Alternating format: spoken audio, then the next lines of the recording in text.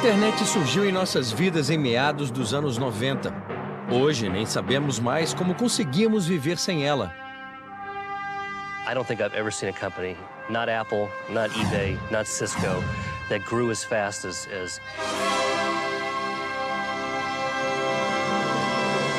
Google just skyrocketed.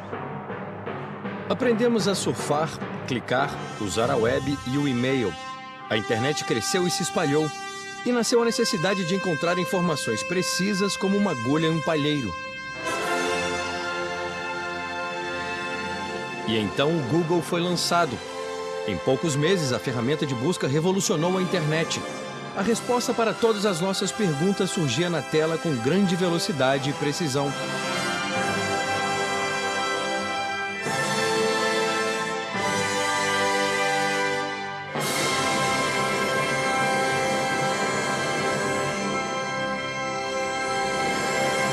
I was out there in the early days when there were maybe 30 people sitting in offices, bringing their dogs, sleeping on the floor. Went back 6 months later, and now there's a couple hundred, and they've filled up the entire building they were in. Went out again a few months later, and they were in multiple buildings. And now you go out there, and there's this giant corporate headquarters and building after building, and they're this worldwide titan with thousands of employees. A Google construiu sua matriz, a Googleplex, no coração do Vale do Silício. To go from nothing, basically, two guys with an idea, sitting at Stanford, to a company with a market value $30–40 billion 5 years later. That's pretty impressive creation of wealth. Com 1 bilhão de usuários em todo o mundo diariamente, a Google é tão fascinante quanto polêmica. Mas ela não seria poderosa e secreta em excesso? Não saberia muito sobre nossos dados pessoais? Seria confiável? Se não for controlada, acabará por nos controlar? E por que vemos essas luminárias estranhas por toda parte? It's a particular object that many Google have on the desk, and if you wait a while, it blows up and it's like a volcano. A Google abriu suas portas para nos mostrar seu mundo. Para nos lembrarmos de todos os detalhes, criamos um blog. Fábrica de Ideias.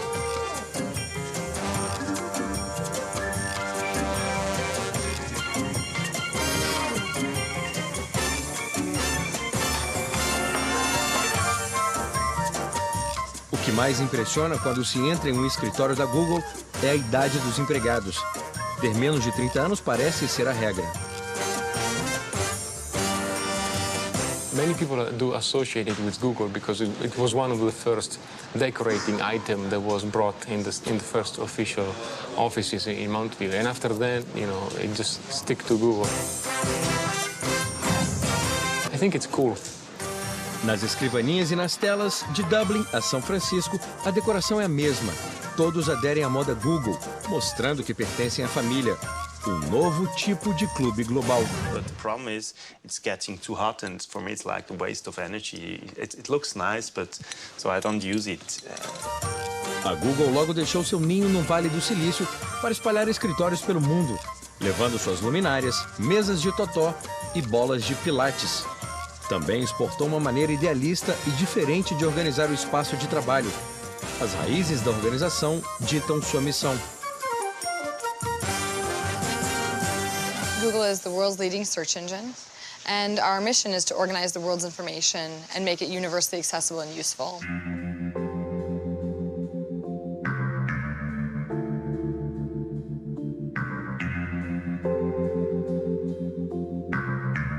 I'm Marissa Meyer, and I'm Vice President of Search Products and User Experience.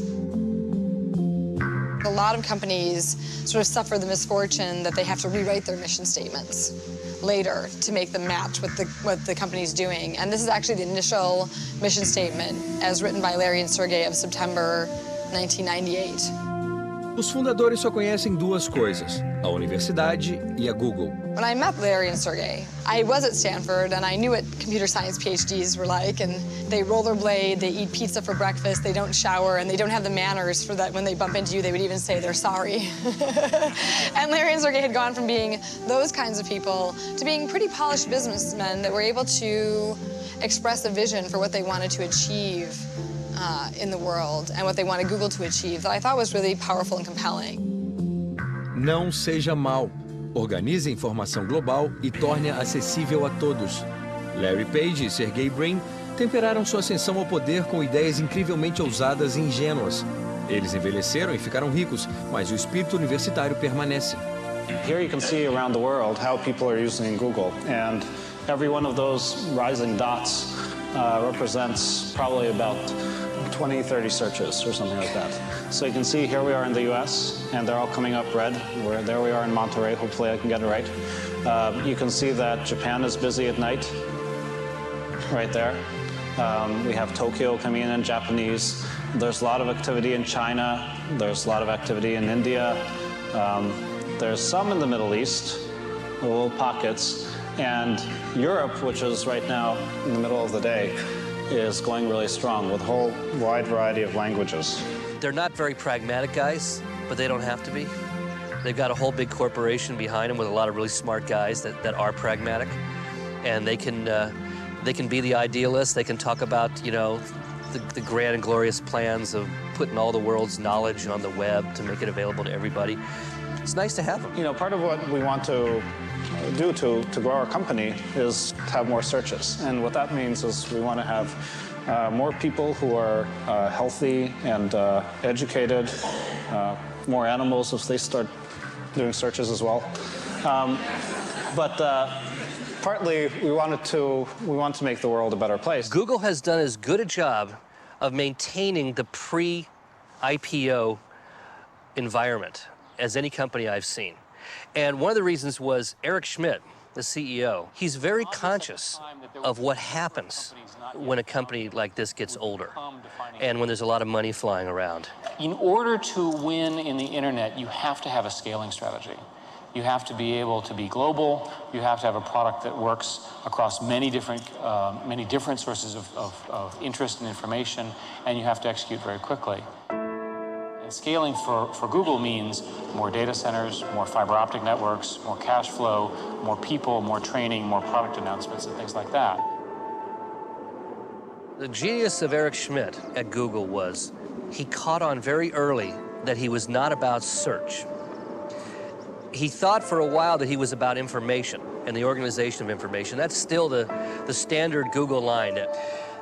True, but they've evolved much beyond that. Because what they realized at a certain point was this revenue model they had was brilliant and fundamentally new, which was you provide the service for free and you monetize the whole B2B exchange going on behind it. And it's done in tiny, tiny amounts that add up, you know, multiplied by billions. It's a brilliant model because to the user, your loyalty comes from the fact that they're giving you this wonderful experience for nothing.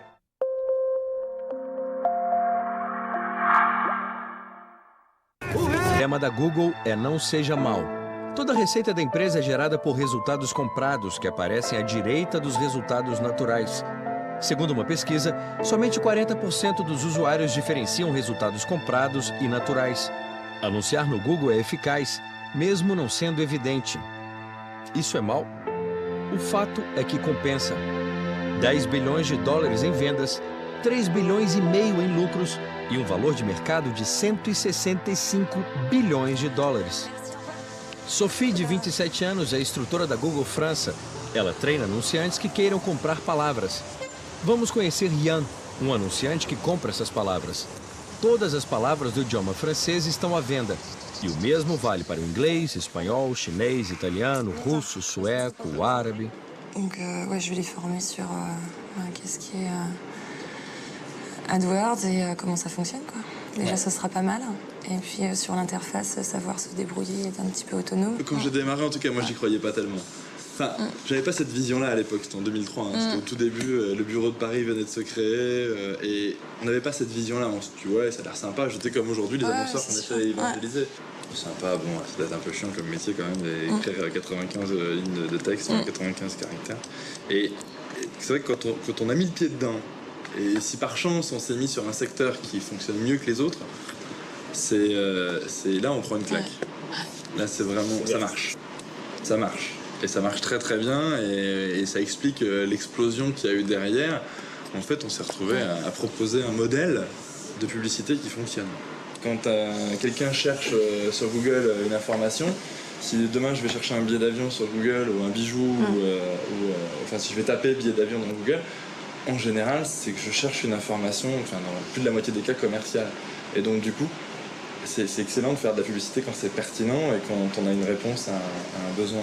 Pour un publicitaire, je crois qu'il n'y a rien de plus agréable de se dire qu'on ne crée pas un besoin, on répond à quelque chose qui existe et on donne la solution. Et nous, notre travail, en fait, c'est de faire en sorte que le client remonte pour toutes ces requêtes que seraient susceptibles justement de rechercher les internautes. Les mots qu'il va taper, c'est le premier boulot qu'on va faire. C'est d'abord aller réfléchir. Quelqu'un qui va acheter un clavier, qu'est-ce qu'il va taper dans un moteur de recherche? Et donc du coup là on a des outils, on a pas mal de choses, il y a des outils de suggestion. On va commencer par le plus bête, le clavier d'ordinateur. Achat de clavier d'ordinateur. Et après on va peut-être attaquer du matériel informatique, détaillant informatique, magasin informatique. Les modèles aussi, des produits. Et ensuite, on va mettre en relation ces mots-clés à des annonces que vous allez voir apparaître sur Google, en fait. C'est là que les liens commerciaux sont intéressants. J'ai que 8 liens commerciaux sur une page. Là où j'ai 10 résultats naturels qui sont tout mélangés. Et quand je fais une requête commerciale aujourd'hui, même moi en tant qu'internaute, parce que je connais bien le système maintenant, j'avoue que quand je fais une requête commerciale aujourd'hui dans un moteur de recherche, et notamment dans Google, je vais systématiquement aller regarder ce qui se passe en lien sponsorisé. Alors des fois ça me fait rire parce que je vois ce qu'ont fait mes petits collègues, mais quand je veux acheter aujourd'hui un voyage, un billet d'avion sur internet, je ne regarde que les liens sponsorisés parce que je sais que c'est là que je vais trouver les gros acteurs du marché, ceux qui sont prêts à dépenser de l'argent pour m'attirer vers eux, donc qui ont une offre qui est quand même potentiellement intéressante. Search and ads is our core. And so we need to make sure that that core of our business and the core of our offering works really well, which is why we staff the majority of our engineers there. That's where a lot of our technological advancements come in. Then there's sort of an area of 20% of related projects, where there we can afford to be a little bit more speculative, and so we can afford to try something out and wait and iterate and make something better to make sure that it really fills the user needs well. And then there's sort of a 10% of the people that we actually allocate on very speculative things that are far-flung and have very little to do with search, but we think are interesting and promising. Para sustentar essas inovações, bem como sua expansão global, a Google deu início a uma vasta campanha de recrutamento. A empresa tinha 39 empregados em 1998. Em 2007, eram 14 mil.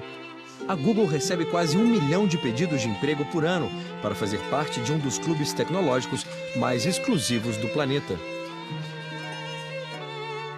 Se tornar um empregado da Google significa percorrer um trajeto de obstáculos que dura 8 meses e responder a perguntas como: como vender para 1 milhão de pessoas? Ou de quantas maneiras pode-se pintar um icosaedro com uma de 3 cores? Basically, every smart kid coming out of college in the world right now wants to work at Google, just like they did in 1990 at Microsoft. And so they're getting job applications from everywhere. They're getting them from Europe, they're getting them from India, they're getting them from China, they're getting them from all over the United States. And they can pick and choose whoever they want. I think that we had a vision for the types of people we wanted to hire, but that vision was really diverse, right? We wanted Google to reflect the world of people we hope to serve, and so we wanted people who had really diverse interests. So from the very beginning, there were people here who were brain surgeons and chefs who had worked, all over the world for different types of people. So Google is getting to pick, the creme de la creme of every new grad in the world. Well, I applied for the job when one night during the summertime I was looking for, stuff on the internet, and I found this position on the web saying, looking for Italian people to work abroad. So I thought it could be interesting. I was at the end of my career due to my previous job, so I was in a quiet period of my life, and it was, I think, time to change. And just for fun, I applied, but I never thought I could get it because. And I applied for Google without the idea that they're gonna take me. Google sounds like so big and so huge. So when you're applying, you actually don't think that you're the person they will take. La politique de départ, c'était que quand une équipe embauchait, tous les membres de l'équipe avaient leur mot à dire.